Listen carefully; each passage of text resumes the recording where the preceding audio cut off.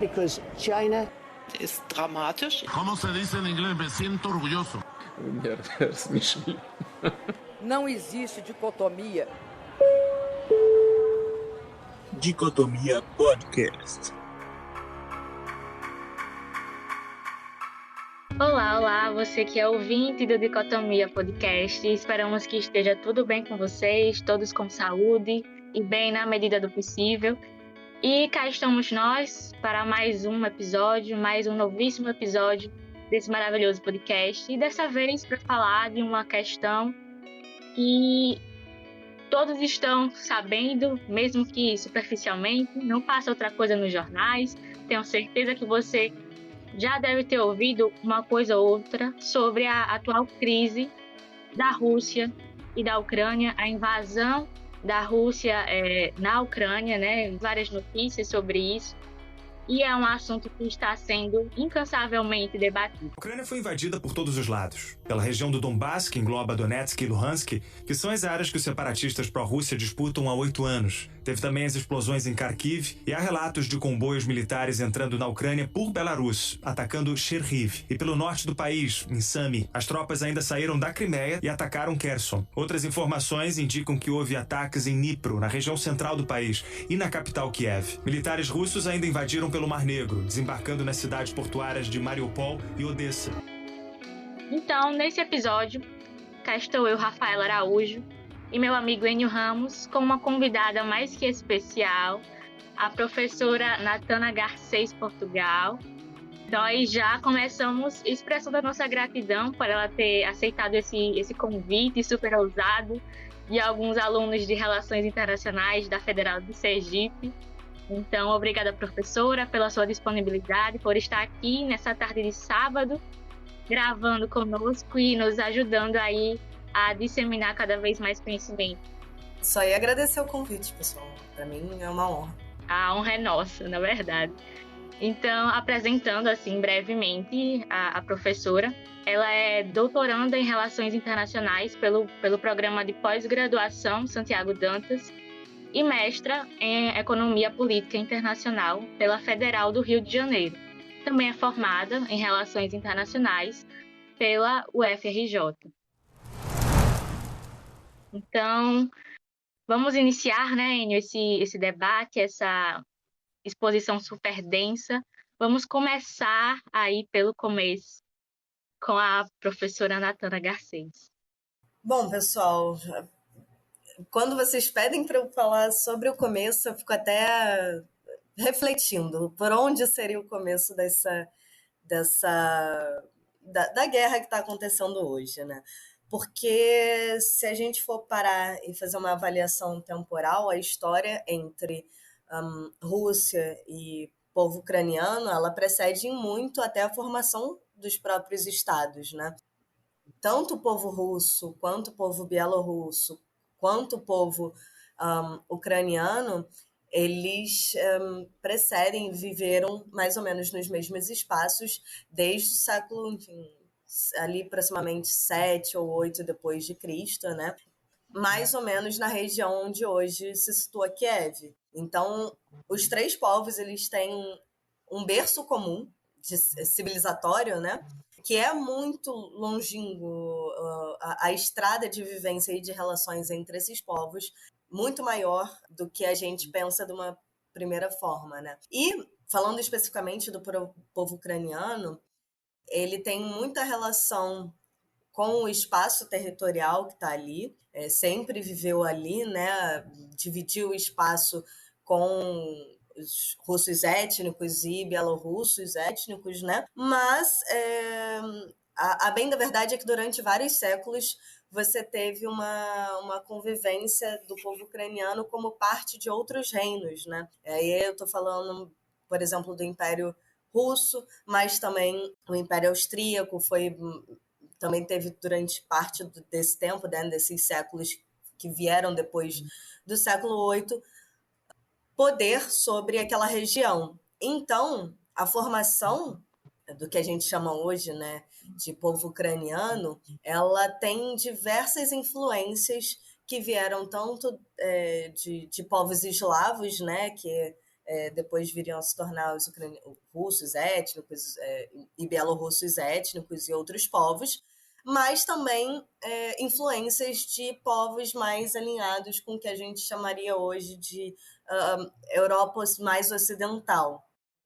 Então você constitui ali um grande espaço de tempo onde você tem essas influências e na maior parte do tempo você teve um poder maior sobre essa região do Império Russo, onde você passou durante esse período de império um momento, vários séculos, onde a formação do povo ucraniano teve muito atrelada com o sentimento de se sentir...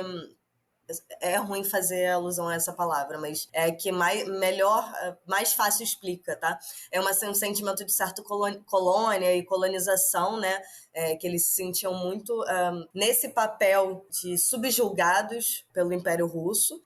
A gente teve alguns pedaços da história onde, de fato, houve outros poderes ali subjugando a região também, e por isso até as influências. E aí a gente chega nesse período onde o Império Russo ele se desmantela. Existe a Revolução de 17, né? Onde é criada ali a União Soviética, e aí entre 17 e 22 você tem a Guerra Civil Russa, onde os poderes soviéticos eles vencem a Guerra Civil Russa, e aí começa de fato um processo de sovietização de outros espaços que eram do antigo território do Império Russo. E é aí onde a Ucrânia, ela começa a fazer de fato parte da União Soviética ali a partir de entre 22 e 26, e ela se constitui entre uma república soviética da Ucrânia, atrelada ao poder da União Soviética, né? E recebe diversos investimentos, até esse período de existência da União Soviética é onde a Ucrânia ela tem um boom econômico, ela passa a ser um polo industrial importante, além de ser um polo cultural muito relevante, muito considerado como o berço do que é o povo eslavo e o próprio povo russo, né? E ela passa por esse período de existência onde você tem uma certa pujança econômica maior do que tinha no período anterior, de maior domínio do Império Russo. Fato é que quando a gente está no processo de dissolução da União Soviética, começa a aparecer mais esses possíveis conflitos étnicos. Porque você tinha do lado leste, muito próximo à Rússia, uma região que foi deveras influenciada pela existência, pela história e relação entre a Rússia e depois a União Soviética ali na região, e o povo mais a oeste da Ucrânia teve mais influência de fato de povos mais alinhados com o Ocidente, né, a Europa mais ocidental, e aí você constitui, a partir da dissolução da União Soviética, um Estado, que é o Estado Independente Ucraniano, né, que tem territorialmente dividido por questões étnicas, onde você tem o leste mais alinhado e com uma certa maioria de população de russos étnicos, e o oeste mais próximo à Europa e aspirações mais interessado e com mais aspirações em se aproximar do universo europeu ocidental. E isso, nesse primeiro momento da década de 90, ali até 2004, onde a gente vai ter a Revolução Laranja, né? Em larga escala, vai se desenvolvendo com uma certa predominância das opiniões da parte oeste, do que a gente chama, né, de parte oeste, dos ucranianos ali na região, com aspirações de se voltar um pouco mais para a Europa. Até porque a Rússia passa por um momento em que ela está em crise social, crise econômica, crise política, e ela se volta para questões internas. Então você tem um período ali onde você tem um vácuo de poder, onde é até de bastante interesse dos países da Europa constituírem influências na região, e de fato a Ucrânia passa por esse período até 2004, onde ela tem um maior alinhamento ali com a Europa. Em 2004, a gente tem a primeira, que se pode chamar de fratura do Estado ucraniano, né, independente, que é onde acontece a Revolução Laranja, que acontece justamente em um período onde, a partir de 2000, ali, com a entrada no poder do Putin, né, como primeiro-ministro, ele entra ali nesse período entre 2004 e 2004, se eu não me engano, e aí ele começa a fazer um processo de reconquista de poder, mesmo que poder de influência, poder econômico russo, e ele volta para esses espaços que são chamados muitas vezes de espaços pós-soviéticos. Não é de interesse para o governo russo ter tão próximo a si, ter no que eles chamam de berço civilizatório russo, né, que seria Kiev, um poder, a influência tão forte da Europa Ocidental, da OTAN, dos Estados Unidos ali. E aí você tem, nesse primeiro momento, uma eleição, em 2004, onde você tem Viktor Yushchenko, a pronúncia deve estar errada, mas vamos, que ele era mais alinhado com o espaço a oeste, né? E o Viktor Yanukovych, que era, de fato, mais alinhado com aspirações de integração econômica, nem estou falando integração territorial, não, com a Rússia. E os partidos dele e do Putin são bastante alinhados politicamente também. As eleições foram envoltas em diversos questionamentos sobre a validade delas, sobre fraude, e o resultado do segundo turno daria vitória para o Yanukovych, que é mais alinhado de fato à população, enfim, aos russos étnicos dentro da Ucrânia. Logo que sai o resultado dessas eleições, você tem esse processo de revolta ucraniana, né? Até por medo de você ter um alinhamento novamente com a Rússia, que pudesse vir a trazer um alinhamento talvez territorial. Isso é muito questionado ali no momento, porque os ucranianos eles ressentem muito, principalmente o período imperial, em que eles se sentiam muito subjugados, né? Então você realmente tem, no próprio contexto social, um receio, uma tentativa de afastamento dessa população para com a Rússia e os russos étnicos. E aí, fato é que a gente tem algumas interferências externas, que até foram citadas pelo jornal The Guardian, como o próprio Departamento de Estado norte-americano, o USAID, mas também algumas organizações não governamentais que investem, né, no aumento desses protestos que começam a acontecer após as eleições, e você tem a garantia, conquistada a garantia, né? Se eu não me engano, a ONU ela participa do novo processo eleitoral que acontece ali na Ucrânia. É conquistado, né, essa possibilidade de você fazer um novo processo eleitoral, e no novo processo eleitoral quem ganha é o outro Viktor, né, que é o Yushchenko, eu acho. E ele passa a governar, né? E aí é o que a gente chama, assim, tentando resumir bastante, tá? Só para não ficar muito longo, essa primeira Revolução Laranja. Aí você tem um espaço de tempo onde o Yanukovych, ele fica durante 4, 5 anos tentando resgatar a sua imagem, porque ela foi muito atrelada à corrupção e a fraudes, e a fraude é mais questionável por conta das interferências externas nesse processo de revolução. Mas corrupção, de fato, ele foi julgado algumas vezes. Você tem apontamentos consistentes de que existiu corrupção ou existia corrupção dos dois lados, mas o fato é que, muito possivelmente, ele não era um político completamente não corrupto, né? Mas, passando pela história, a gente sabe que diversos políticos que são corruptos se mantêm no poder, né? Ele passa durante seus 4, 5 anos ali tentando reaver seu capital político, e ele consegue ser eleito em 2010, se eu não me engano. E aí a gente passa por um período onde ele tem certos alinhamentos contraditórios, você tem um período em que você não sabe exatamente o que está acontecendo na Ucrânia, qual a posição que a Ucrânia vai tomar, no contexto, né, do sistema internacional, qual o tipo de alinhamento que ela vai ter. E aí você chega no ano de 2013, onde você tem 2 propostas razoavelmente interessantes para a Ucrânia.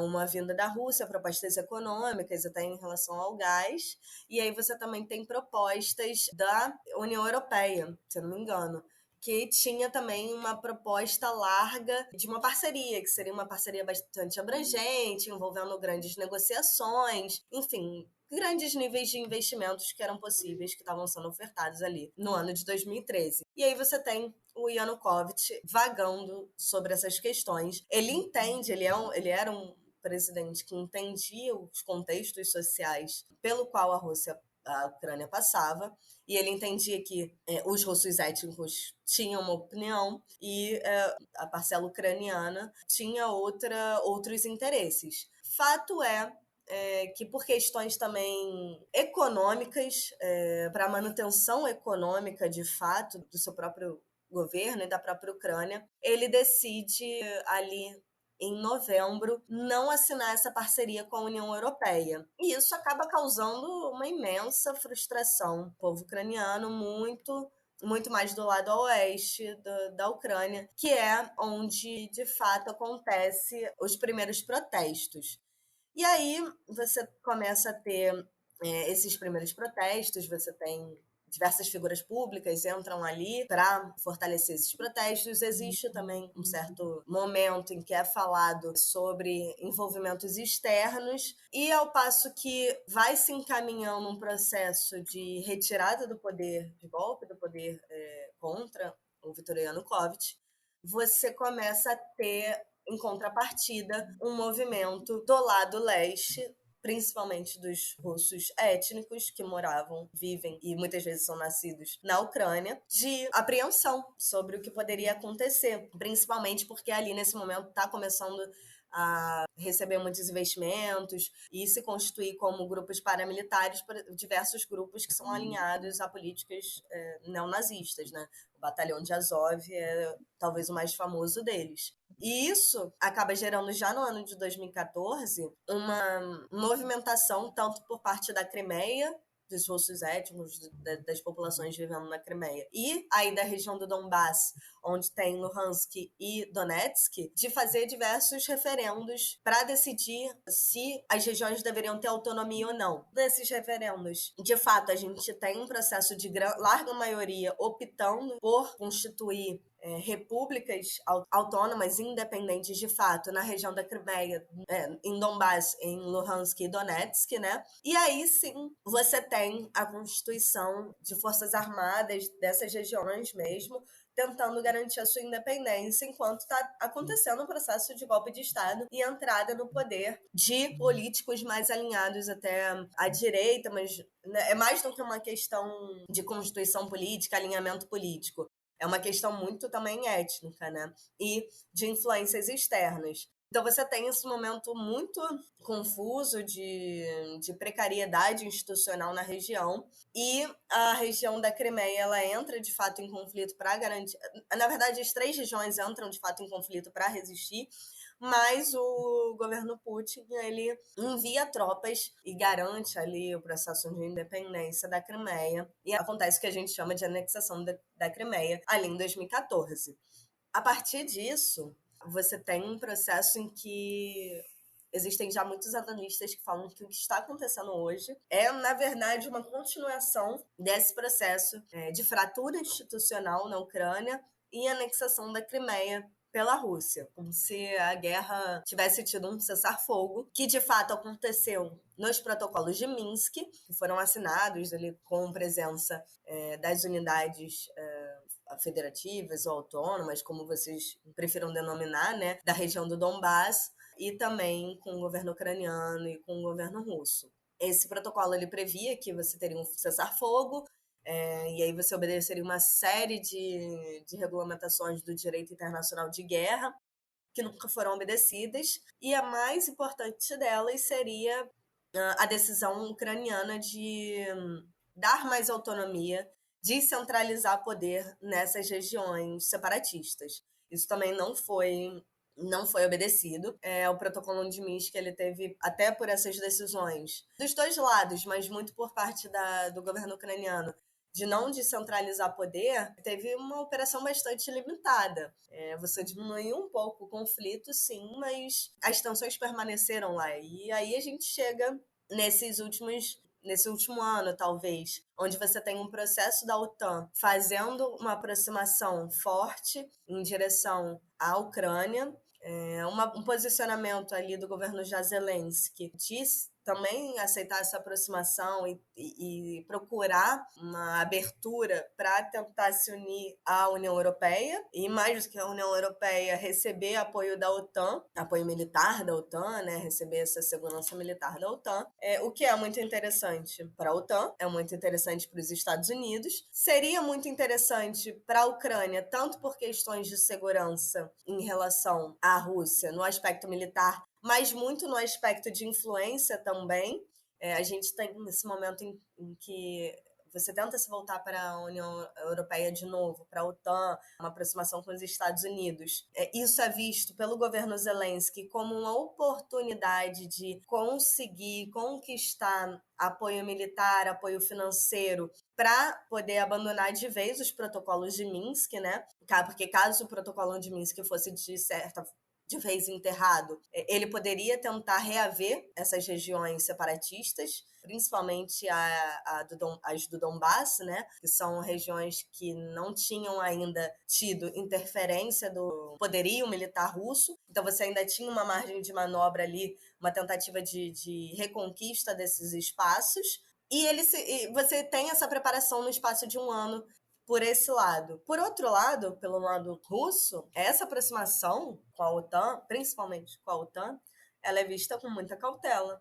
Ela é vista com muito nariz torcido, porque a Rússia ela se ressente do espaço territorial perdido e das populações que foram perdidas com a dissolução da União Soviética. Isso está mais ou menos num grau de 5 milhões de quilômetros quadrados, 140 milhões de pessoas que deixaram a União Soviética e se tornaram populações e estados independentes, né? Existe esse ressentimento, sim. Existe esse interesse, sim, russo, de voltar a ter, no mínimo, influência sobre esse espaço que eles consideram um espaço pós-soviético. E a partir do momento que você tem uma tentativa, né, desse braço da OTAN em chegar à Ucrânia, você começa a ter uma certa preocupação em você perder de vez essa possibilidade de influência sobre a Ucrânia. Então, já ali em novembro, dezembro, você está tendo dois lados muito claros do que viria a ser o conflito, né? Você tem uma série de movimentos, disposições oficiais, mostrando que isso era um conflito possível, até então não era iminente, mas possível, e os dois lados não conseguem diminuir essas tensões.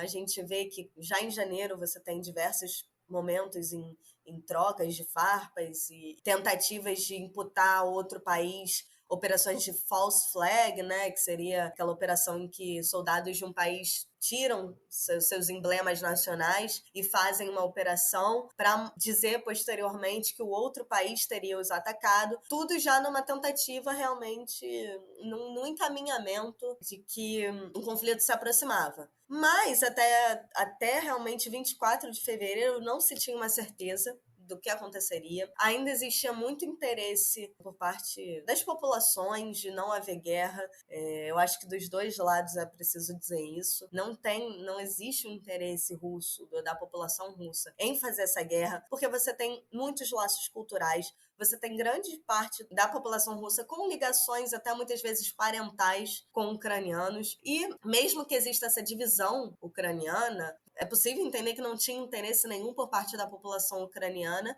de você realizar uma guerra no seu próprio território, que obviamente vai deixar vítimas, vai deixar impactos econômicos, vai deixar impactos sociais dentro do seu próprio território, para além, que a gente nem citou, que é, obviamente, um perigo institucional, um perigo até que eles agora estão considerando, né, de reanexação, o que, na minha opinião, não deve acontecer. Mas, obviamente, quem está vivendo nesse espaço e está vivendo num momento de guerra vai acabar se preocupando com todas as possibilidades negativas que sejam avisadas de serem possíveis de acontecer, né?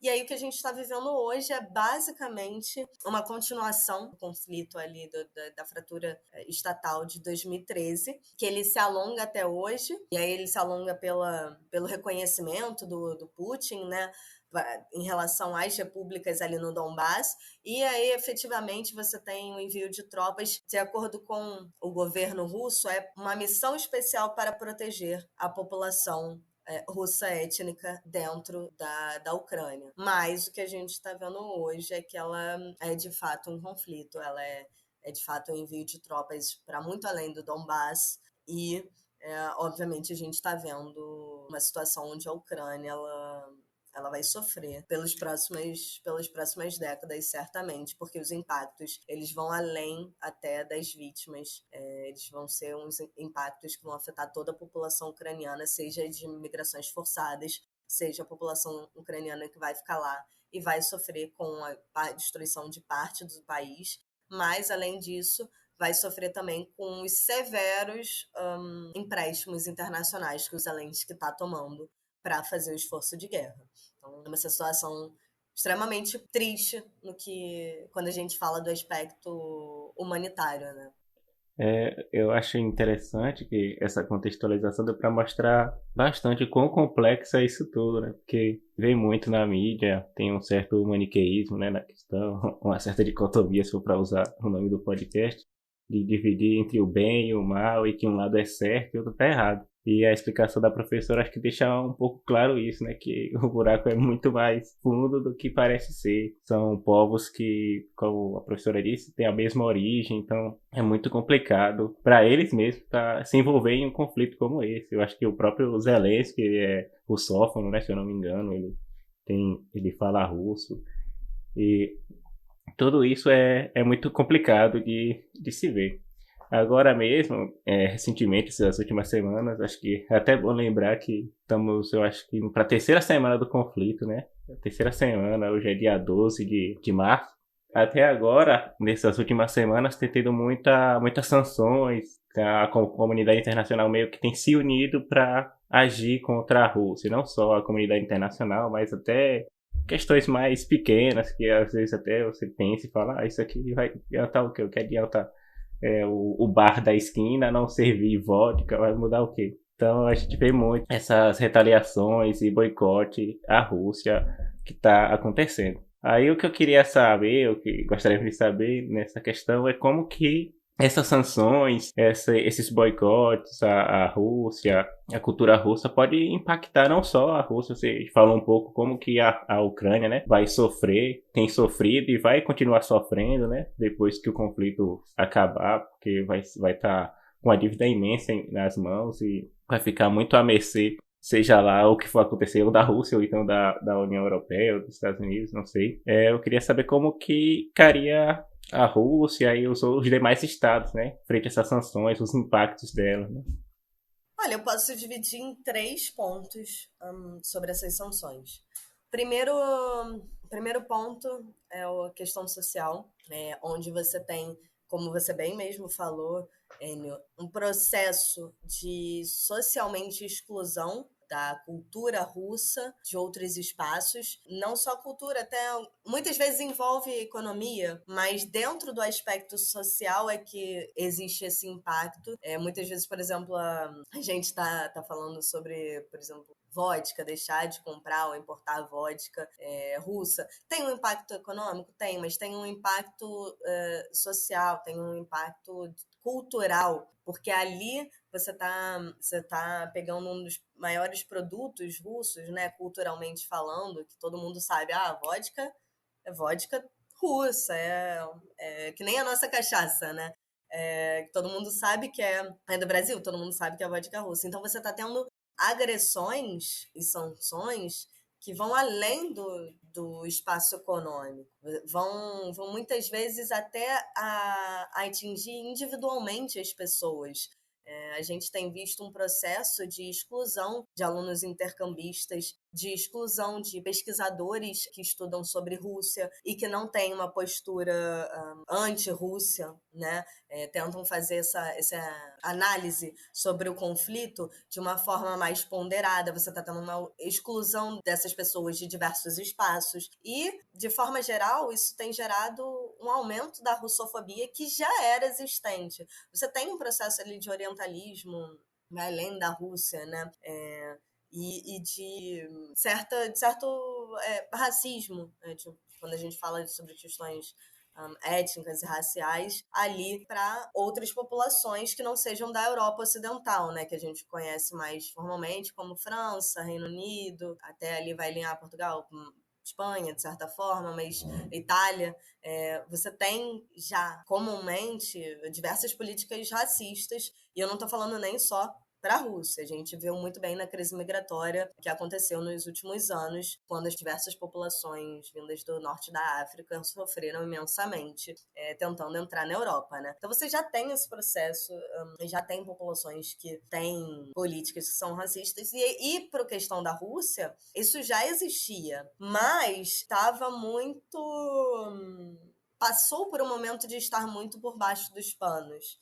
Não era tão claro, não era tão evidente, até porque a Rússia provém bens essenciais para a União Europeia. Então, você, dentro das políticas públicas ou políticas institucionais de empresas ou de instituições, você não tinha isso de forma tão clara. A partir da invasão e do conflito, você passa a ter claramente essas políticas em vigor. E aí a gente vai ter um processo que já está acontecendo agora, mas deve ter impacto para os próximos anos muito grande, muito largo, de exclusão dessas populações russas, de um processo de russofobia, de menos oportunidades, e isso vai afetar muito, claro, não só quem vive dentro da Rússia, mas os russos fora da Rússia, que é quem já estão mais sofrendo, tanto de tenores excluídos de orquestras, e aí intercambistas, pesquisadores, você já tem uma série de processos nesse aspecto social. Além do aspecto social, a gente tem um aspecto econômico. A gente viu que diversos bancos foram excluídos do sistema SWIFT. Não apenas isso, a gente viu que diversos países têm parado de importar, como eu falei, por exemplo, alguns bens russos, né, como a vodka, mas também a gente vê um processo de empresas fazendo autossanções, quer dizer, você não tem ainda a força necessária para fazer uma sanção mais agressiva. Então, as suas empresas, entre muitas aspas, unilateralmente, decidem parar, comercializar ou retirar os seus investimentos na Rússia. E é o que a gente viu, por exemplo, no caso do McDonald's, que vai parar, né, todas as suas lojas na Rússia. Mas a gente viu também Visa, Mastercard, dizendo que vão parar de suas operações na Rússia, em outras escalas. Isso vai acabar... Isso tem afetado e vai afetar a economia russa, é inegável, mesmo que nos últimos anos a Rússia tenha relativamente se preparado para isso, o que vai bem de acordo com o que eu falei anteriormente, que esse conflito ele tem muito mais de ser uma continuação de 2013 do que serem dois conflitos completamente separados. A Rússia passou durante esses anos um processo de retirada de se desfazer de moeda em dólar e procurar outras moedas para colocar em suas reservas internacionais. Isso é um apontamento de que ela queria estar menos dependente do dólar, é importante. Ela também passou por um processo de alinhamento com empresas chinesas nos últimos tempos. Então, por exemplo, com a saída da Mastercard e da Visa, né, das bandeiras, uma bandeira chinesa já estava em início de operação na Rússia, vai aumentar suas operações na Rússia. Então você vê um processo que ela até se preparou, mas é inegável que vai ter um impacto. Inegável. Quando você tira uma rede de restaurantes igual o McDonald's da Rússia, você está possivelmente jogando milhões na fila do desemprego. O Putin, ele, pelo menos nesse caso, já alinhou. Ele falou que ele deve manter-se pagando, né? A Rússia vai começar a pagar esses empregados, né? Antigos empregados da rede. Mas isso é um caso muito particular. de fato, você tem impactos dentro do SWIFT, você tem bancos russos sofrendo, o Sberbank tem sofrido muito com as sanções, e isso vai acabar gerando problemas econômicos para a Rússia, que apesar de ainda de ter se preparado e a gente ainda não vê tão gravemente esses impactos, nos próximos anos também deve haver um impacto ressaltado para a população russa, que muitas vezes não apoia a guerra, como a gente tem visto, né, nesses protestos que estão acontecendo muito em São Petersburgo. E para além disso, aí a gente tem um terceiro fator, que talvez seja o mais importante. O setor energético russo não tem sido afetado pelas sanções, a não ser pela exceção do governo americano, que se auto-sancionou, né? Ele decidiu parar de importar petróleo e gás natural e qualquer produto do campo energético da Rússia. Valendo lembrar que os Estados Unidos hoje, que a Rússia hoje é a terceira maior exportadora de bens energéticos para os Estados Unidos. Então, para os Estados Unidos, esse campo ele era muito importante. Não tem sido uma decisão fácil para os Estados Unidos. Tanto não tem sido que ele voltou a dialogar com a Venezuela, com o governo Maduro, e existem já negociações para uma retirada de sanções, justamente para que a Venezuela possa suprir em alguma medida esse óleo, esse gás que vai deixar de entrar nos Estados Unidos, que vinha da Rússia, né? Mas, tirando essa especificidade, os bancos que fazem negócio com o setor energético russo não foram afetados pela exclusão do SWIFT, eles estão sendo protegidos, essas negociações estão sendo protegidas, e tirando essa especificidade e algumas autossanções de algumas empresas, não todas, de petróleo da Europa Ocidental, que tiraram seus investimentos, né? A Total Energies disse que vai parar novos investimentos, mas provavelmente vai manter os que ela já tem.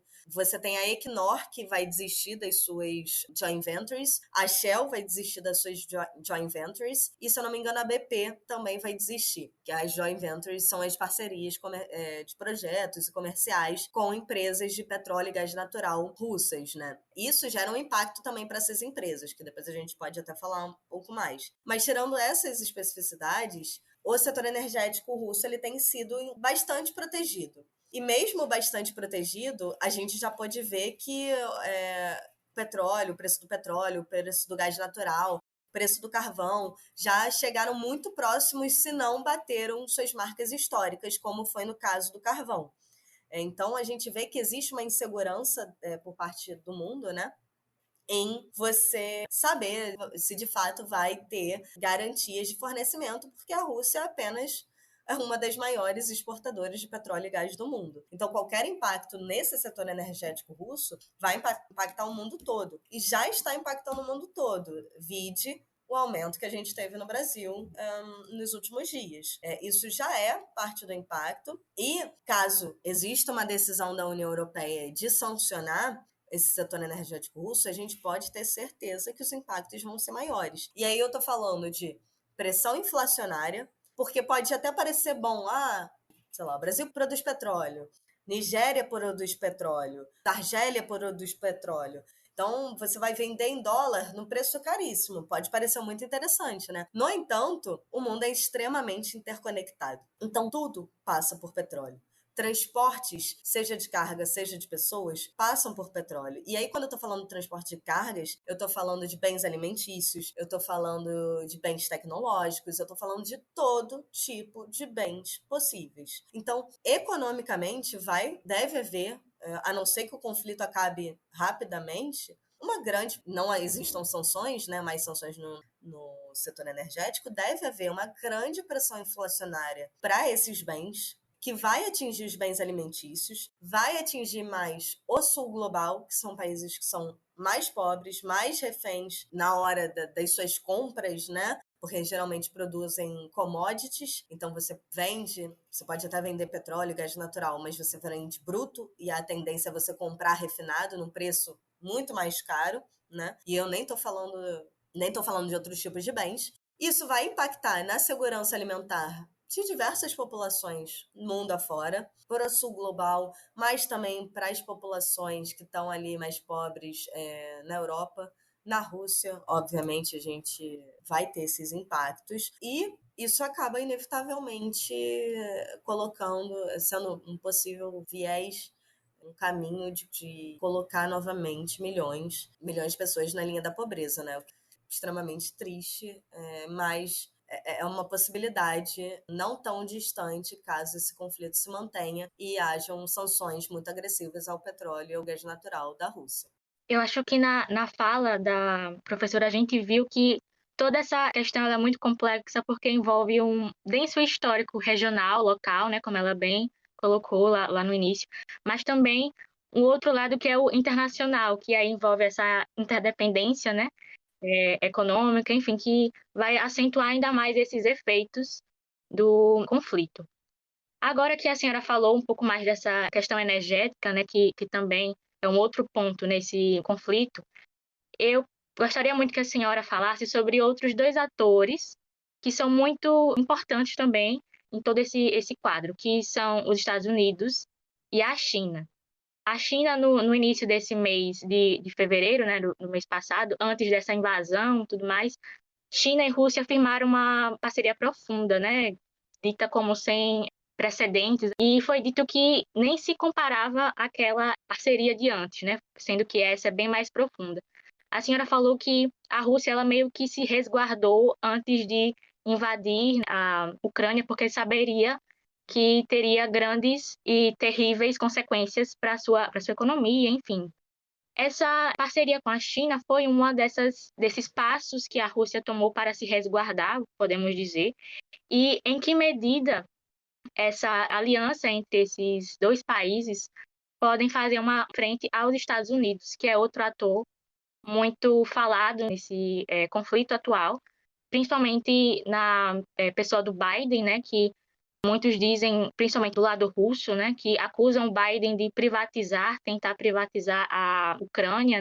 Por isso que eu queria muito que a senhora falasse sobre esses dois atores, né, como eles se envolvem de forma decisiva em todo esse conflito que envolve Ucrânia e Rússia, mas também o internacional. Bom, pelo lado chinês, como você bem falou, teve, se não me engano, uma publicação de uma parceria oficial, né, ali em fevereiro, onde Rússia e China, elas se mostram dialogando e interessadas em fazer uma contestação do sistema internacional. Isso porque são dois países que não estão totalmente, ou no caso chinês, não estão alinhados com as valorações que foram criadas a partir ali de 1945, né? Como a gente bem sabe, a partir do processo de conquista hegemônica dos Estados Unidos, você tem não só a hegemonia no aspecto econômico, como também no aspecto social, de valorações mesmo. A gente pesquisadores de guerra e paz costumam falar que muitas vezes os processos de obtenção de paz pós-guerra são processos onde as potências vencedoras constroem mundos com valorações que são criadas para a manutenção dessa hegemonia. Isso, de fato, foi o que aconteceu no caso ali do final da Segunda Guerra Mundial. Você tem uma construção de um mundo ocidental, ou que eles gostam de chamar de ocidental, que envolve prioritariamente, né, os Estados Unidos como hegemonia, e depois viria os países europeus, e ali em alguma medida nós, da América do Sul, da América Central, seríamos impactados por estarmos muito próximos ali dessa região, né? E aí você tem a construção de uma valoração globalizante, em que você tenta fazer dos valores norte-americanos, dos valores desse mundo criado a partir da guerra, com essa proposta mais global de que todos os países deveriam obedecer a esses regramentos sociais, né? E essas valorações estabelecidas ali, ainda no final da Segunda Guerra Mundial, com a criação da ONU. E aí você tem uma série de movimentos que são movimentos muitas vezes positivos, mas também eles refletem processos de hegemonia. Rússia e Estados Unidos, assim como diversos outros países do mundo, têm culturas milenares, têm processos civilizatórios diferentes e, por isso, dentro das suas próprias sociedades, têm formas sociais que diferem muito desse mundo ocidental, né? Como é bem dito. Só que durante muito tempo, os Estados Unidos exerceram sua hegemonia frente ao sistema e não existia poderes capazes de fazer essa contestação. Muito, inclusive depois, né, do enfraquecimento e dissolução da União Soviética, isso ficou mais escancarado, né, principalmente ali na década de 90, onde você tem uma liberalização de vários países, um fortalecimento das organizações internacionais e muitas vezes internacionais de comércio.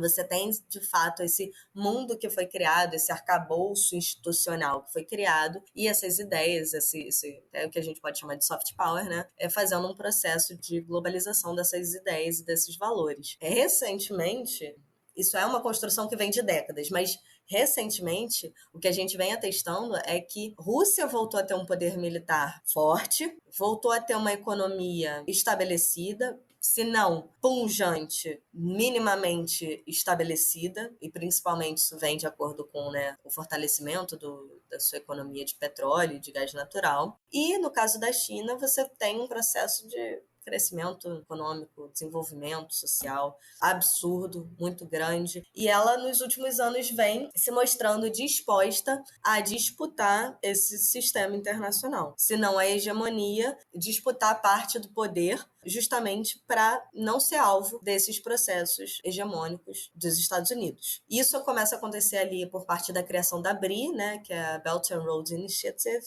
que a gente chama de Iniciativa Cinturão e Rota, onde a China ela começa a fazer investimentos fora do seu país, grandes investimentos na África, investimentos muitas vezes com a Rússia, fazendo gasodutos, oleodutos, aumentando a sua capacidade energética, né, e seus laços. E são dois países que, em última instância, entendem que eles não querem mais essa ordem mundial que vigora hoje.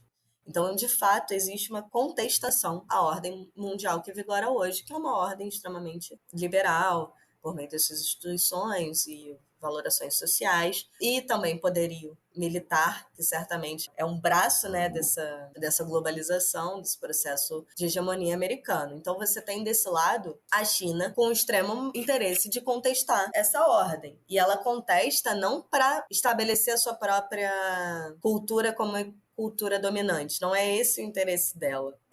A China ela não tem um histórico de ser uma cultura que tem ambições globalizantes, mas nos aspectos de poder, nos aspectos econômicos, certamente ela quer contestar essa hegemonia, sim. E os investimentos que aconteceram nos últimos anos entre os dois países fazem parte de uma parceria que está vislumbrando uma nova ordem mundial. Por parte dos Estados Unidos, você tem um interesse em se manter enquanto hegemonia. Talvez não nos mesmos aspectos, não com as mesmas valorações extremamente globalizantes, e o Trump ele é um resultado disso. O Trump foi um presidente muito mais voltado para as questões internas do que para as questões internas, assim, verbalmente para as questões internas. Ele tem braços de política externa, mas ele, por exemplo, já não tinha aquele discurso de nós devemos levar a democracia para todos. A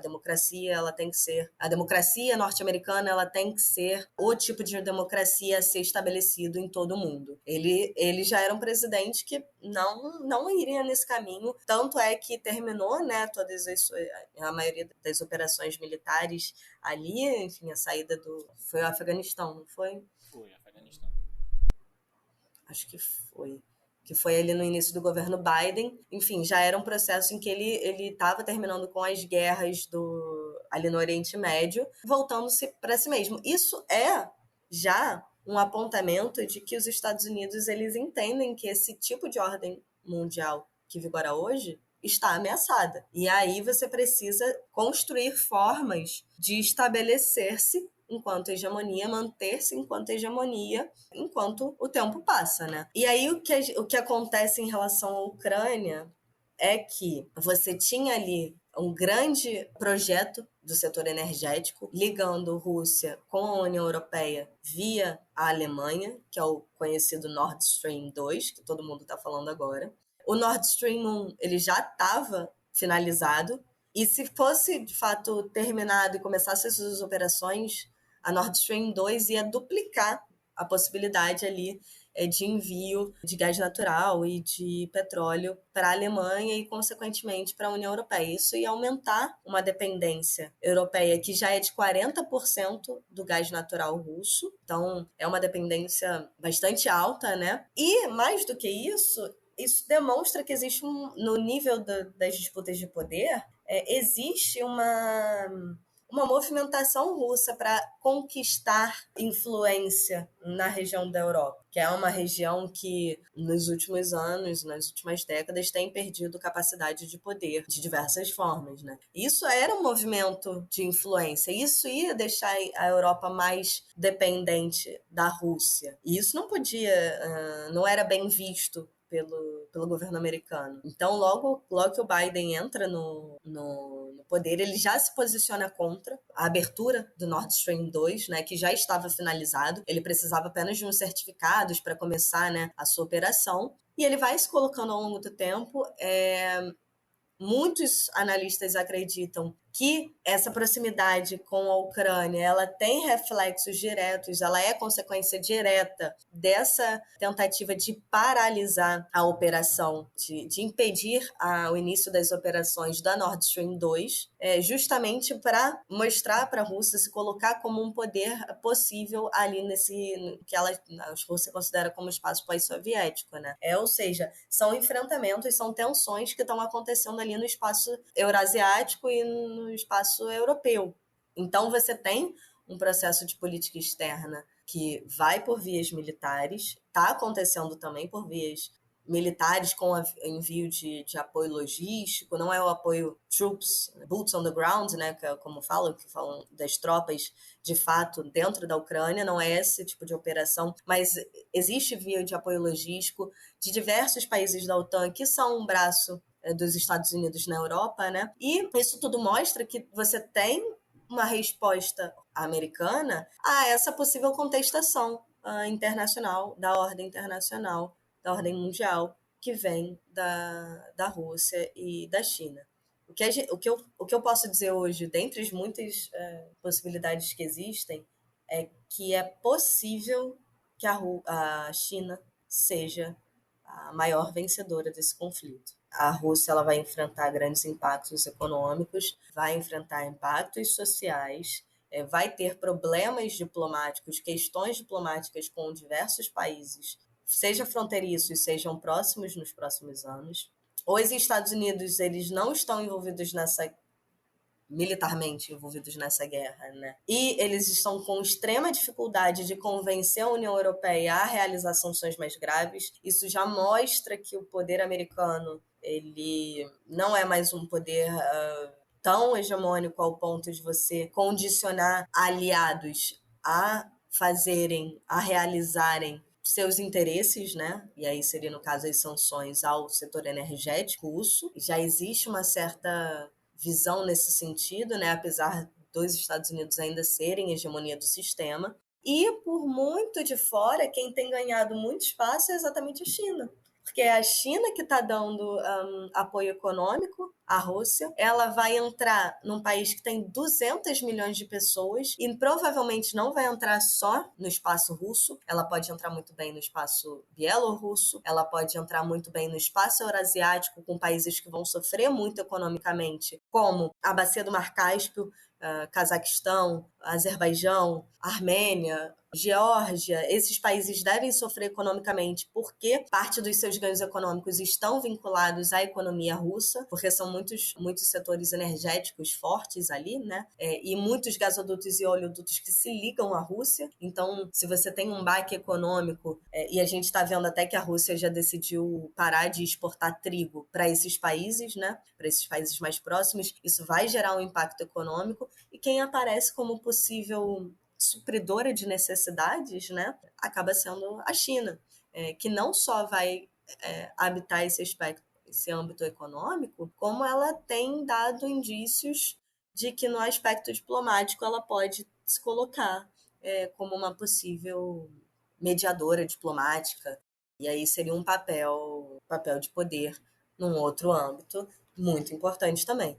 Então, o que a gente pode analisar disso é que, apesar de ser difícil prever, não é o ideal fazer previsões nas relações internacionais, talvez uma tendência que já esteja se mostrando agora e venha a se cumprir, seja da China ser a maior vencedora desse conflito.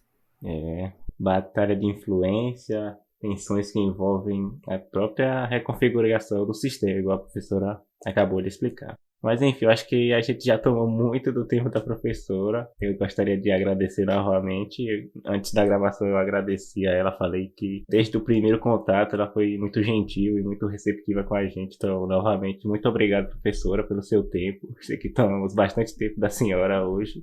Não, tranquilo. E para encerrar, a gente só um ritualzinho que a gente tem, que é só pedir se quiser falar um pouco mais sobre você, ou então falar onde você, quem tá ouvindo pode lhe encontrar, pode seguir nas redes sociais e deixar uma indicaçãozinha, assim, se você tiver alguma indicação agora para os ouvintes que estiver escutando, para se aprofundar ou que achar mais interessante sobre o tema.